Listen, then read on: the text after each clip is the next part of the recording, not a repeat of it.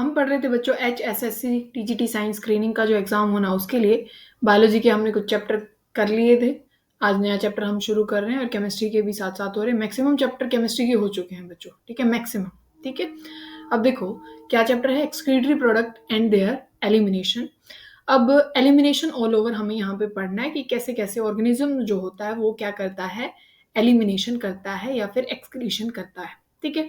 Animal में जैसे बहुत सारी चीज़ें एक्यूमुलेट हो जाती है जिसको एक्सक्रीशन करने की, जिसको एलिमिनेट करने की ज़रूरत पड़ती है। जैसे उसमें अमोनिया हो सकता है, यूरिया हो सकता है, यूरिक एसिड हो सकता है बच्चों, वाटर हो सकता है, कुछ आयन हो सकते हैं या फिर CO2 हो सकता है। क्योंकि अपनी बॉडी में रिएक्शन चलती हैं, क्योंकि हम कुछ खाते-पीते हैं, सारी चीज़ें होती हैं, मेटाबॉलिक एक्टिविटीज़ हो जाती हैं, तो जिसकी वजह से आपको बहुत सारी चीज़ें बॉडी में क्रिएट होना शुरू हो जाती है, जो कि किसी काम की होती नहीं है और काम की भी हों, पर अगर वो एक्सेस में हो जाएँगी तो उनको भी क्या है, एलिमिनेट करने की रिक्वायरमेंट पड़ेगी ही पड़ेगी। कुछ ऑर्गेनिज़्म क्या होते हैं बच्चों, अमोनोटैलिक होते हैं। अमोनोटैलिक जो अमोनिया को रिलीज़ करेंगे, अमोनिया को एक्सक्रीट करेंगे, उनको आप क्या बोलोगे, अमोनोटैलिक, ठीक है? फिर क्या है, आप बोलते हो एक होते हैं यूरोटैलिक और एक होते हैं यूरिकोटैलिक, ठीक है? बात समझ में आई ना? एक यूरिक एसिड को रिलीज़ करते हैं बच्चों और एक क्या करते हैं, यूरिया को रिलीज़ करते हैं। जो यूरिक एसिड को रिलीज़ करते हैं उसको यूरिकोटैलिक बोलते हैं और जो अपना यूरिया को रिलीज़ करेंगे वो यूरोटैलिक बोले जाएँगे, ठीक है? अब ये एग्ज़ाम्पल भी देखेंगे और जो यूरिक एसिड को रिलीज़ करेंगे वो यूरिकोटैलिक हो जाएँगे। उसमें कौन-कौन है, अगर आप अमोनोटैलिक की बात करते हैं, अमोनिया को रिलीज़ करने के लिए वाटर की रिक्वायरमेंट बहुत ज़्यादा होती है बच्चों, तो जितने भी एक्वेटिक ऑर्गेनिज़्म हैं, एक्वेटिक ऑर्गेनिज़्म उसमें एम्फिबियन हो गए, इंसेक्ट हो गए, ये सारा सब कुछ यहाँ पे लिखा हुआ है, आप ध्यान से सुनते जाना। बोनेफिशेज़ हो गई, मतलब वाटर की रिक्वायरमेंट बहुत ज़्यादा पड़ती है, तो जो एक्वेटिक ऑर्गेनिज़्म होंगे वो आपको अमोनोटैलिक मिलेंगे, ठीक है? फिर यूरोटैलिक मिलते हैं जिसमें मैमल्स हो जाते हैं और फिश हो जाती हैं, टेरेस्ट्रियल एम्फिबियन हो जाते हैं, ठीक है? अगर आप यूरिकोटैलिक की बात करते हैं तो इसमें कौन आ जाता है, इसमें मिनिमम लॉस ऑफ वाटर होता है, रिड्यूस करना है। आपने देखा होगा वाटर लॉस हम तो करते हैं, हम बीच में आ जाते हैं, हम बीच में आ जाते हैं। यूरोको में बिल्कुल ही क्या हो जाता है बच्चों, रिड्यूस कर दिया जाता है वाटर लॉस को, जैसे आपने बर्ड्स में देखा होगा, रेप्टाइल्स में देखा होगा, इंसेक्ट में देखा होगा, ठीक है? वहाँ पे यूरिक एसिड रिलीज़ किया जाता है, वहाँ वाटर की रिक्वायरमेंट नहीं पड़ती है, ठीक है? तो ये चीज़ें आपको ध्यान रखनी है, ठीक है ना?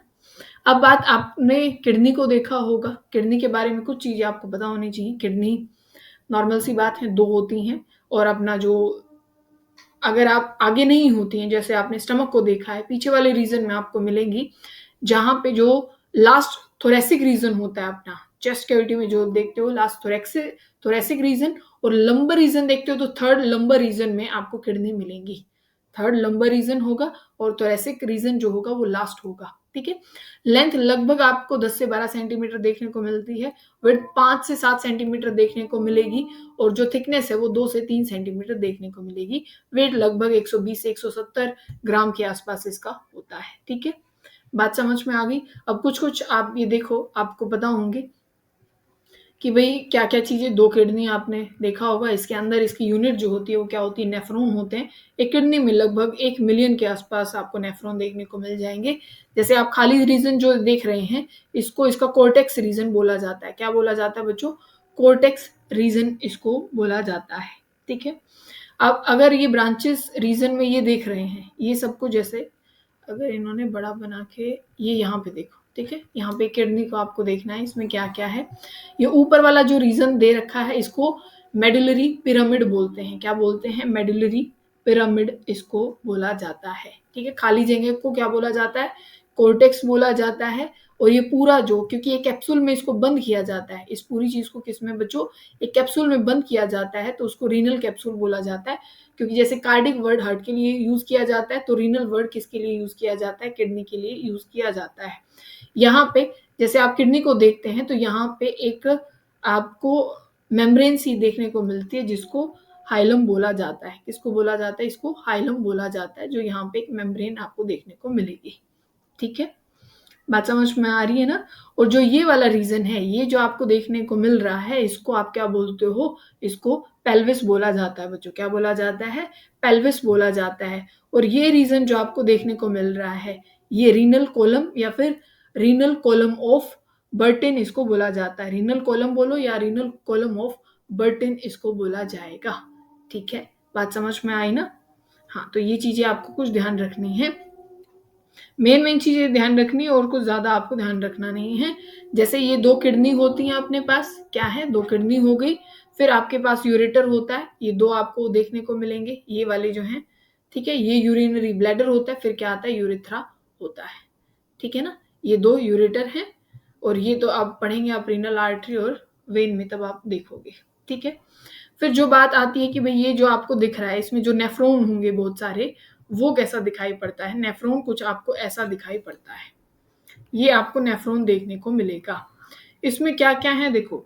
अब जो ब्लड होता है, जो ब्लड आता है कि भाई कितना, मतलब प्योरिफिकेशन के लिए आया, 1 मिनट में कितना आता है, कितना ml आता है। पर आप पहले एक बार नेफ्रॉन की पूरी स्ट्रक्चर देख लेंगे कि उसमें क्या क्या होता है। ठीक है, एफरेंट आर्ट्रियोल्स, जो कि मतलब आप जानते हैं जो ब्लड यहाँ पे लेके आने वाली है, जिसका सफाई आपको करनी है, और जो बाहर निकल जाएगी वो ईफरेंट हो जाएगी। फिर क्या आता है? ग्लोमेरुलस, जिसको बोला जाता है ये जो फोल्डिंग, जो फोल्ड हो गया बिल्कुल, ये जो कैपिलरी एक छलनी सी बन गई है, तो ग्लोमेरुलस बोला जाता है। एक ही कप लाइक स्ट्रक्चर जो यहाँ पे बन जाती है, जिसको आप बोमन्स कैप्सूल बोलते हो, बोमन कैप्सूल। और ये जो आगे चल जाता है, ये क्या हो जाती है बच्चों? ये ट्यूब्यूल होता है। क्या होता है? ट्यूब्यूल होता है। और उसमें भी अब अलग अलग रीजन होंगे। एफरेंट आर्ट्रियोल हो गया, ग्लोमेरुलस हो गया, बोमन्स कैप्सूल हो गया, इसके बाद ट्यूब्यूल। ट्यूब्यूल में कौन कौन से रीजन है, अब वो देखो।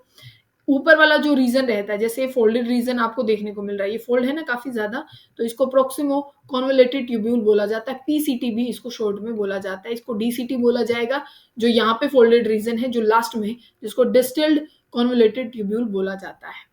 ठीक है, एक क्या हो जाता है, ये जो आपको पिन लाइक स्ट्रक्चर दिख रही है ना, ये वाली, ये जो पूरा रीजन दिख रहा है, इसको क्या बोलते हैं? हेलेंस लूप बोलते हैं। और ये जो रीजन रहेगा इस साइड वाला, जो नीचे की तरफ जा रहा है, ये डिसेंडिंग लिम्ब ऑफ लूप है हेलन का। और ये ऊपर जो जा रहा है, ये कौन सा हो जाएगा? Ascending limb loop of Helen.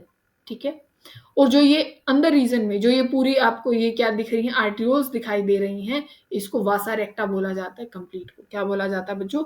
वासा रेक्टा। और जहां पे ये सब कुछ कलेक्ट होगा, भाई जिस किस किस चीज की फिल्ट्रेशन हो गई है, तो वहां जहां कलेक्ट होगा उसको बोलते हैं कलेक्टिंग डक्ट। ठीक है, क्योंकि ये फिर किससे जुड़ जाएगा? यूरेटर से। आप किडनी में देखो, ये फिर ये जुड़ जाएगा, यहाँ इस किडनी से बाहर निकलेगा ना, इस यूरेटर से जुड़ जाएगा, फिर यूरिनरी ब्लैडर में चला जाएगा और यूरेथ्रा से ये बाहर निकल जाएगा। ठीक है, बात समझ में आ गई? तो ऐसे एक तो आपको कुछ जो बेसिक चीजें हैं, जो बेसिक आइडिया है, वो सारा आपको होना चाहिए कि कौन सा यूरिकोटैलिक है। यहाँ से बातें पूछी जाती हैं, अमोनोटैलिक कौन सा है, यूरिकोटैलिक कौन सा, तो एक अंदाजा होना चाहिए। Uric acid minimum loss, ammonia में मैक्सिमम, और बीच में अपना जो यूरिया जो रिलीज करते हैं उसमें, जिसमें मैमल्स भी आ जाते हैं। ठीक है, फिर बात आती है यूरिन फॉर्मेशन की, जहाँ पे 3 स्टेप होते हैं बच्चों। यूरिन फॉर्मेशन में क्या होते हैं? 3 स्टेप होते हैं। कौन कौन सा होता है? एक आपके पास होता है बच्चों यहाँ पे अल्ट्रा फिल्ट्रेशन। क्या होती है? अल्ट्रा फिल्ट्रेशन यहाँ पे होती है, वो तो आगे आप भी बहुत सारे स्टेप हो जाएंगे। अल्ट्रा फिल्ट्रेशन, रीएब्जॉर्प्शन और ट्यूबुलर सिक्रेशन। ठीक है, अल्ट्रा फिल्ट्रेशन होगी, रीएब्जॉर्प्शन होगी, फिर हो जाएगा ट्यूबुलर सिक्रीशन, वहां पे हो जाएगा। ऐसे यूरिन की फॉर्मेशन होती है। ठीक है, एक बार अगर यहाँ बोमन कैप्सूल, एक मिनट ऊपर ही दिखाते हैं आपको, या यहाँ पे देख लीजिए, चाहे यहीं पे समझिएगा। ठीक है, ऊपर जो आपके पास क्या है, ये ग्लोमेरुलस है, ऊपर इसकी मेम्ब्रेन मान सकते हैं ये। ठीक है, जो ब्लड वेसल है उसकी मेम्ब्रेन होगी। फिर जो बीच में कुछ स्पेस रहेगा, बेसमेंट मेम्ब्रेन जिसको आप बोलोगे, एक मिनट स्पेस बना ले कुछ। ठीक है, कि ऊपर ये आपके पास ब्लड वेसल, फिर बेसमेंट मेम्ब्रेन, जो बीच में स्पेस रहेगा, फिर यहाँ पे आपके पास जो एपिथेलियम ऑफ बोमन कैप्सूल, मतलब ये आपके पास जो ब्लड वेसल है वो, और बीच में ये स्पेस, और यहाँ पे बोमन कैप्सूल जो कि यहाँ पे है। ठीक है, इसमें यहाँ पे पोडोसाइट सेल्स होती हैं यहाँ पे, ये ऐसे। ठीक है, बीच में स्पेस भी होता है बच्चों, बीच में स्पेस भी होता है। ये आपकी इसको ये मान लीजिए कि ये आर्टियोल्स है, रेड से बनाया गया, बीच में स्पेस है। बेसमेंट मेम्ब्रेन जिसको बोल रहे हैं, ठीक है। और यहाँ पे क्या होती है, पोडोसाइट्स होती है। अब देखो होगा क्या, यहाँ पे ब्लड भी था, ऑल ओवर आप प्लाज्मा बोल दो, ठीक है। आरबीसी डब्ल्यूबीसी जितनी भी सेल है वो यहाँ से फिल्टर नहीं होती है, मतलब जो यहाँ से पास आउट होगा वो यहाँ पे, मतलब जो आपके पास आर्ट्रियोल्स आई, जो ग्लोमेरुलस होगा, उसमें से आरबीसी डब्ल्यूबीसी ये सब कुछ पास नहीं होता, ये सेल्स नहीं होती, सिर्फ वहां से प्लाज्मा जाता है। यहाँ से क्या आएगा, प्लाज्मा। और इसमें से भी बच्चों, इसमें से भी यहाँ क्या होगा फिर, ये जो बेसमेंट मेम्ब्रेन है, यहाँ पे क्या चीजें रह जाती हैं, जो प्रोटीन होता है, प्रोटीन जो होता है वो यहाँ से पास होगा नहीं, प्रोटीन पास नहीं होता है, मतलब यहाँ से जो सारा फिल्टर होके जाता है उसमें से प्रोटीन आपको नहीं मिलेगा, सारा प्रोटीन यहाँ रह जाएगा, ठीक है। इसमें सारा प्रोटीन रह जाएगा, ये जो आपको अंदर वासा रेक्टा और ये सब कुछ बन जाएगा ना, मतलब यहाँ से मान लो आप, हम चाय छान रहे हैं, ठीक है, उस ग्लास में तो वो सारा लिक्विड जाता है, ऊपर क्या बच जाती है, वो चाय पत्ती बच जाती है, तो ऐसे ही प्रोटीन रह जाता है और सारा सब कुछ नीचे चला जाता है, ठीक है। तो यहाँ से प्रोटीन लेस जो प्लाज्मा है वो यहाँ से चला जाएगा, सेल्स तो यहीं पे ही रह गई थी, कुछ प्रोटीन यहाँ रह गया और कुछ प्रोटीन यहाँ से भी नहीं गया, ठीक है। बात समझ में आ गई होगी। तो ये बोमन कैप्सूल, और यहाँ से अब देखो कार्डिक आउटपुट, जो यहाँ पे मतलब जितना ब्लड या जो प्लाज्मा था वो कितना, यहाँ पे कार्डिक आउटपुट कितना सफाई के लिए 1 मिनट में आता है, वो 5 लीटर के लगभग आता है, ठीक है। रीनल ब्लड फ्लो में उसका सिर्फ 20% जाता है, कार्डिक ने जो भेजा उसका 20% रीनल फ्लो में जाता है, किडनी वाले में लगभग 1 लीटर के आसपास माने। और जो रीनल प्लाज्मा जो यहाँ से, क्योंकि आधा तो इसी में रह जाता है, इस वाली सेल में ही रह जाता है, ये जो अपने पास आर्टियोल है इसी में, यहाँ से फिल्टर होके, और लगभग आप यूं लगा लीजिए उसका कितना, 55%, बस जो 1 लीटर उसका 55% लगभग 625 के आसपास आप मानिए, ठीक है। उसका भी फिर अब क्या हो जाता है, 20% फिल्ट्रेट बचता है, जो कि लास्ट में रह जाता है। ये जो सब कुछ फिल्टर होके यहाँ पे रह जाता है बोमन कैप्सूल के, जो इसमें जाता है अंदर, इसमें सिर्फ 125 ml जाता है, 100 कहाँ से, 5 लीटर से 1 लीटर बचा, फिर उसका भी 20% आपके पास ऑल ओवर 125 ml किसमें एज अ फिल्ट्रेट जाता है, किसमें, बोमन कैप्सूल के, इसमें फिल्ट्रेट जो नीचे जाता है फिर 125 ml 5 लीटर से, ठीक है। फिर बात आती है बच्चों रीएब्जॉर्प्शन की। अब ध्यान दीजिएगा यहाँ पे रीएब्जॉर्प्शन में क्या होता है, ठीक है। क्या बात करनी है, रीएब्जॉर्प्शन की बात करनी है। रीएब्जॉर्प्शन कैसे होता है, जो आपके पास पीसीटी है, प्रोक्सिमल कॉन्वोल्यूटेड ट्यूब्यूल, ये वाला जो ऊपर वाला रीजन है, 70 से 80% जो इलेक्ट्रोलाइट है और पानी है वो यहाँ पे रीएब्जॉर्ब हो जाता है, ठीक है। और यहाँ पे जो Na पॉजिटिव होगा बच्चों इस रीजन में, Na पॉजिटिव, और आपके पास जो अमीनो एसिड्स हैं, ग्लूकोज है और यूरिया, यहाँ पे क्या हो जाते हैं, रीएब्जॉर्ब हो जाते हैं। Na पॉजिटिव अमोनिया, अपने जो अमीनो एसिड्स हैं, ग्लूकोज हैं, ये एक्टिवली रीएब्जॉर्ब होते हैं, और पैसिवली कौन होता है बच्चों, यूरिया होता है। पैसिव मतलब वहाँ एनर्जी नहीं लगेगी, एक्टिव वाले में एनर्जी लगती है, जैसे Na पॉजिटिव, ग्लूकोज और अमीनो एसिड में एनर्जी लगेगी। पैसिव यहाँ पे कौन रीएब्जॉर्ब होता है, यूरिया होता है, वहाँ पे एनर्जी नहीं लगेगी। फिर जो यहाँ पे है हेलेंस लूप, एक असेंडिंग है और एक डिसेंडिंग है। यहाँ पे आप जो असेंडिंग वाला जो रीजन है, असेंडिंग वाला रीजन है, यहाँ पे मिनिमम आपको रीअब्जॉर्प्शन देखने को मिलेगी, ठीक है। और यहाँ जो डिसेंडिंग वाला होगा, मतलब हेलेंस लूप में वाटर और इलेक्ट्रोलाइट रीअब्जॉर्ब्ड होते हैं, ठीक है। और डीसीटी जो अपना डिस्टिल्ड कॉन्वोल्यूटेड ट्यूब्यूल है, ये लास्ट वाला जो है, यहाँ पे Na पॉजिटिव पानी, और आपके पास जो बाइकार्बोनेट होते हैं HCO3 नेगेटिव, यहाँ पे रीअब्जॉर्ब्ड होते हैं, ठीक है। बात समझ में आई ना। और जो आपके पास क्या हो जाता है, कलेक्टिंग डक्ट है, यहाँ से भी कुछ चीजें निकाल ली जाती हैं, ठीक है। लास्ट में भी रीअब्जॉर्प्शन हो जाता है पानी का और सॉल्ट का, ठीक है, कि मिनिमम 200, यूं थोड़े 5 लीटर था तो 5 का 5 वहां पे रिलीज कर दिया जाएगा, ऐसे नहीं है ना। तो जो भी फिल्ट्रेट होता है तो उसमें से भी कौन, इसमें कलेक्टिंग डक्ट में से भी, ठीक है, तो वहां से भी क्या कर लिया जाता है बच्चों, रीअब्जॉर्ब कर लिया जाता है, ठीक है। समझ में आ गई होगी। तो ये रीअब्जॉर्प्शन होता है। अब देखो, अगर आप बात करते हैं, एक आपको बात पता होनी चाहिए जिसको आप बोलते हो कि ओस्मोसिस। ओस्मोसिस आपने पढ़ा होगा। ओस्मोसिस क्या होता है, ओस्मोसिस होता है भाई पानी का जो वाटर होता है, चाहे आप उसको अपना जो सोल्यूट होता है, एक सोल्यूट होता है, एक सॉल्वेंट, सोल्यूट के बेसिस पे भी एक्सप्लेन कर सकते हो और सॉल्वेंट के बेसिस पे भी कर सकते हो कि हायर कंसंट्रेशन जो होता है पानी मॉलिक्यूल का, वहां से lower concentration of water molecule की तरफ कोई भी चीज तब ट्रांसफर होती है और बीच में सेमी परमेबल मेम्ब्रेन होनी चाहिए, हायर वाटर कंसंट्रेशन होनी चाहिए बच्चों। मान लो यहाँ पे 10 मॉलिक्यूल हैं, लिख देते हैं 10 मॉलिक्यूल, और यहाँ पे 5 मॉलिक्यूल हैं। नॉर्मल सी बात है, यहाँ पानी ज्यादा होगा क्योंकि यहाँ दूसरे पार्टिकल ज्यादा हैं, तो यहाँ से यहाँ मूवमेंट होगी। Higher water concentration to lower water concentration, ठीक है।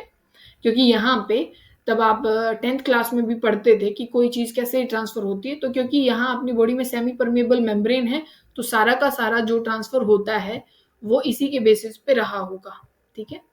जैसे ये सब कुछ जो अभी मैंने बताया ना कि भाई पीसीटी में कौन रीअब्जॉर्ब होगा और डीसीटी में कौन होगा, तो ये वो सारी चीजें मैंने आपको पहले ही बता दी है, ठीक है। अब यहाँ पे ये सारा जो दिखा रखा है, जिसको आप क्या बोलते हैं यहाँ पे, एक काउंटर करंट इसको बोला जाता है। क्या? काउंटर करंट, जहां पे आपको डबल फ्लो देखने को मिलता है एक ही साथ। यहाँ पे नीचे भी ट्रांसफर आप देख रहे हैं, ऊपर भी देख रहे हैं, और इसी के साथ ये वासा रेक्टा भी होता है, क्योंकि आपने जो ट्यूब्यूल देखी उसी के चारों ओर तो वो लिपटा हुआ था ना, कौन? जो आर्ट्रियोल्स हैं, उसी को वासा रेक्टा आप बोलते हैं। तो डबल फ्लो जहां पे चलता है उसको काउंटर करंट बोलते हैं, ठीक है।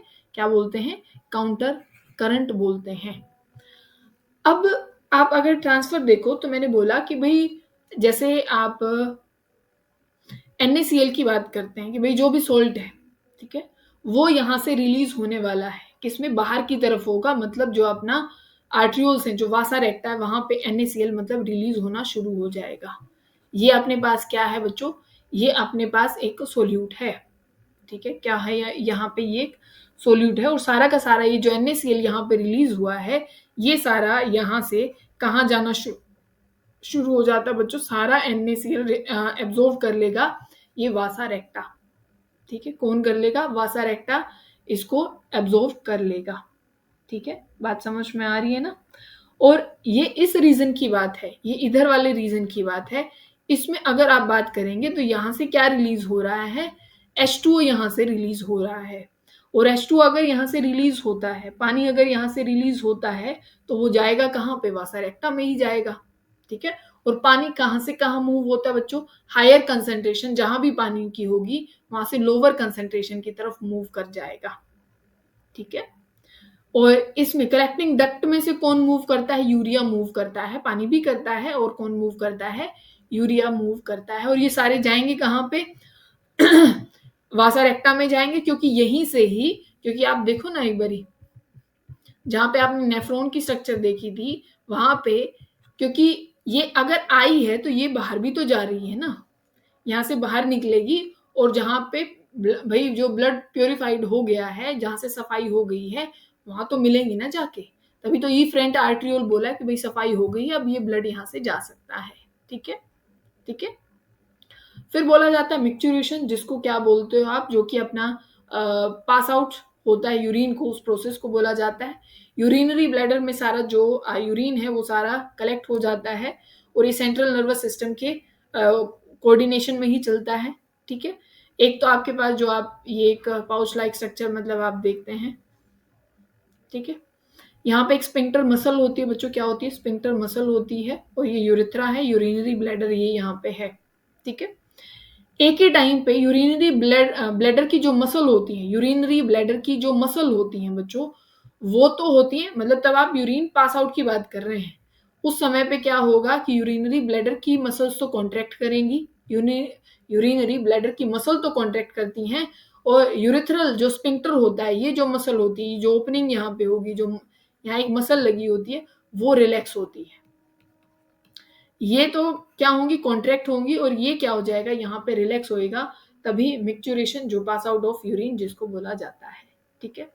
एक उसमें आप 1 से या 1.5 लीटर यूरिन पास आउट होता है। पीएच जो होती है यूरिन की वो लगभग 6 के आसपास होती है, ठीक है। कलर लाइट येलो में होगा, और ये आप कुछ चीजें हैं, पीएच वाला जो क्वेश्चन है वो इंपॉर्टेंट है, तो वो आप ध्यान रख सकते हैं, ठीक है।